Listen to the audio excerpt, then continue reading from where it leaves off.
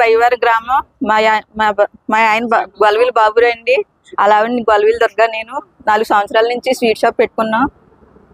గ్రామ కంట్రోల్లో పెట్టుకున్నామండి. ఇది కక్షాదింపుగా సాధించి ఇప్పుడు తీసేయాలని నోటీసులు ఇస్తున్నారు గవర్నమెంట్ నుంచి. మేము ఈ షాప్ లేకపోతే కూలి పని చేసుకుని బతికేటోళ్ళం. దీని మీద ఆధారపడి ఉన్నామండి. మా పిల్లలు గట్టనా, నా భర్త రాజకీయంలో తిరిగినా మేము ఇదిగా ఉన్నాము. ఎప్పుడు రాజకీయాల్లో గట్ట రాలేదండి. మా అందు దయించి మా పిల్లలు గట్టి షాప్ లేకపోతే మేము రోడ్డు మీదకి వచ్చేస్తాం.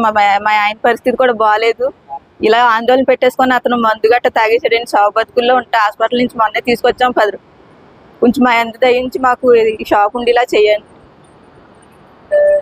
అనకాపల్లి శాసనసభ్యులు పెద్దలు గురువారిలు పంతాల రామకృష్ణ గారికి, పెద్దబాబు గారికి, మరి రామ్కి గారికి, మరియు పార్లమెంట్ సభ్యులు రమేష్ గారికి నా యొక్క విన్నపములు. నేను బయ్యవరం గ్రామ ఎక్స్ సర్పంచ్ని, అనకాపల్లి ఎక్స్ మార్కెట్ కమిటీ చైర్మన్గా నా పేరు గొల్లల శ్రీనివాసరావు. మరి బయ్యవరం గ్రామంలో కేవలం నా వెనకాల తిరుగుతున్న ఒకే ఒక కారణంతో గొల్లవల్లి బాబురావు అనే వ్యక్తి యొక్క ఆయన బతుకు తిని కోసం NH5 రోడ్డు పక్కన ఒక షెడ్ వేసుకొని స్వీట్ స్టాల్ పెట్టుకొని జీవనోపాధారం సాగిస్తున్నారు. ఆయనకి 2 చిన్న పిల్లలు. కేవలం నా వెనకాల తిరుగుతున్నాడు ఒకే ఒక ఉద్దేశంతో కక్ష సాధించే చర్యతో ఆ షెడ్ను కోల్చాలని కొద్దిమంది నాయకుల తప్పుడు ఫిర్యాదుల మేరకు అధికారులు ఇవాళ చర్యలు తీసుకుని రేపు ఉదయం పడగొడతానని చెప్పేసి నోటీస్ ఇవ్వడం జరిగింది. పెద్దలందరికీ కూడా ఒకటే విన్నపం చేస్తున్నాను. రాజకీయాల్లో మీకు తెలియదు కాదు, నేను కూడా గతంలో సుమారు 20 సంవత్సరాలు మీ వెనకాల సామాన్య కార్యకర్తగా మీ వెనకాల పనిచేశాను. అధికారం శాశ్వతం కాదు.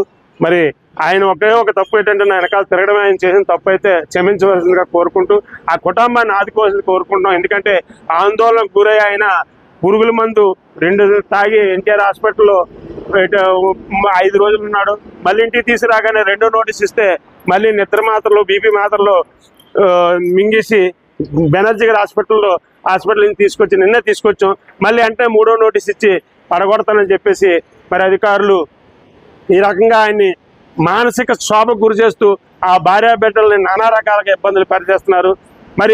ఈ అనకాపల్లి నియోజకవర్గ చరిత్రలో ఇటువంటి విధ్వంసకాండ ఎప్పుడూ లేదు. కాబట్టి పెద్దలు మీ ఆధ్వర్యంలో ఇలాంటివి జరగకూడదని మేము కోరుకుంటున్నాం.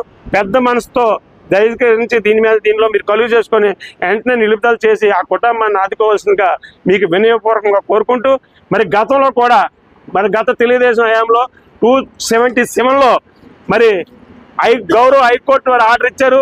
అక్రమం కట్టిన ఇల్లులన్నీ కూడా పడగొట్టమని చెప్పేసి గౌరవ హైకోర్టు గారు ఆర్డర్ ఇచ్చినప్పుడు కూడా అప్పుడు ఉన్నటువంటి శాసనసభ్యులు పేలా గోవింద్ గారు స్వయంగా నాకు కానీ మాజీ మంత్రి అమర్నాథ్ గారికి ఫోన్ చేసి దీన్ని పరిశీలించవలసిందిగా క్షమించవలసిందిగా కోరితే మేము ఎటువంటి ఉల్లంఘన కూడా పాల్పడకుండా వాళ్ళు ఈ రోజు కూడా స్టిల్ ఆ నివాసం ఉంటున్నారు ఇళ్లలోని. ఈ రోజు కూడా గౌరవ హైకోర్టు వారు ఇచ్చినటువంటి ఆర్డర్ కోల్చు వేసి యథావిధిగా చైర్మన్ నిర్మించవలసిన ఆర్డర్ ఈ రోజు కూడా ఉంది. కానీ మేము అధికారం 5 సంవత్సరాలు కూడా వాళ్ళు ఎవరిని కూడా ఎటువంటి ఇబ్బంది కూడా చేయలేదు. ఎందుకంటే ఈ నియోజకవర్గంలో అటున్నటువంటి పరిస్థితులు ఇక్కడ రాకూడదని, ఇక్కడ ఈ సంస్కృతి ఇక్కడ కొనసాగకూడదని ఉద్దేశంతోనే పేలా గోవింద్ గారు శాసనసభ్యులు అక్కడ ఉన్నటువంటి మంత్రివర్యులకు మాజీ మంత్రివర్యులు అమర్నాథ్ గారు పోటీ చేస్తే ఒకటే చెప్పారు. ఆయన వాళ్ళే గోవింద్ గారు ఫోన్ చేశారు కాబట్టి వదిలేండి ఇక్కడతోని, అప్పుడు ఏదో పెట్టాం కంప్లైంట్, ఆర్డర్ వచ్చింది వదిలేండి, ఇల్లు కట్టేసుకుని ఉన్నారు కదా, వాళ్ళు కూల్స్తే మనకేమొస్తుందని చెప్పేసి అంటే అదే ఉన్నా. స్టిల్ ఈ రోజు కూడా ఇదే ఆర్డర్ ఉంది. ఈ సందర్భంగా రెవెన్యూ అధికారులు కూడా నేను ఒకటే విన్నవిస్తున్నాను. మీకు అధికార ఒత్తిడితో మీరు తప్పుడు ఫిర్యాదులు చేసి DT గారు ఇవాళ ఇన్ఛార్జ్ అయినప్పుడు కూడా ఆగా మేఘాల మీద సాగు బతుకుల మీద ఉన్న వ్యక్తికి మీరు నోటీసులు అంటించి ఆయన చంపేయడానికి మీరు ప్రయత్నం చేశారు.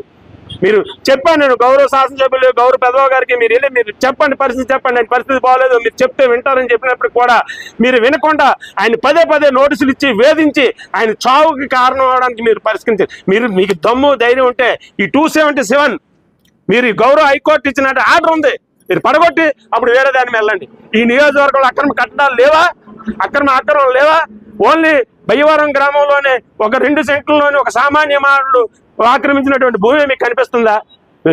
అధికారులు కూడా ఒక పక్షపాత ధోరణిలో కాకుండా మీకు పిల్లలు ఉన్నారు, ఆయన మానసిక శోభని మీరు కూడా అనిపిస్తారు. నిరంతరం కూడా మీరు పదే నోటీసులు ఇచ్చి ఆయన్ని నానా రకాలుగా ఇబ్బందులు చేస్తున్నారు. ఆయన ఏదైనా జరిగితే దానికి చావు కారణం ఇక్కడే. మేమందరం కూడా, నేను కూర్చుంటాను, నా శవాన్ని మీరు తీసుకెళ్లవలసి వస్తుంది ఇక్కడ ఏమైనా జరిగితే. ఇదే నా హెచ్చరికగా భావిస్తున్న అధికారులకు అందరికీ చెప్తున్నాం. మీరు తప్పుడు ఫిర్యాదు మిగతా అన్ని కూడా 277లో పడగొట్టి రండి, నేనే వికెట్ చేస్తాను.